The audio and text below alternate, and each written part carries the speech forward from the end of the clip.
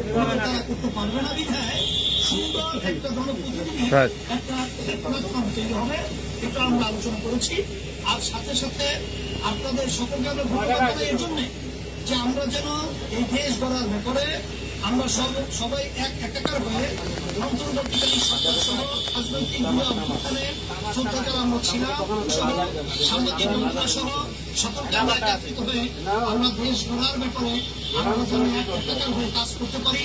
আপনাদের সকলকে ধন্যবাদ জানাচ্ছি এবং আমাদের আলোচনা অত্যন্ত সুন্দর ফলপ্রসূ হয়েছে এবং বলেছি আমরা যে আমাদের সকলেই যে আমরা অনেকে তো ডিসেম্বর নির্বাচন হওয়া দাবি করি আপনারা সবাই খুব বেশি ভালো লোক ছাড়া, ভালো নেতা ছাড়া ভালো সমাজ হবে না। এবং আজকে আমাদের ভালো নেতার নেতৃত্বে সবাই থাকবেন ইনশাআল্লাহ। ঠিক আছে ইনশাআল্লাহ।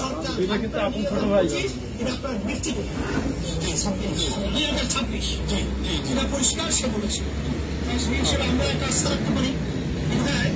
আজকে আলোচনা আমরা সবাই আমাদের ভয় ছিল, অন্ধকারের ব্যাগ ছিল, তাকে আমি সামর্থ্য দেওয়ার জন্য আল্লাহ রহমত করে।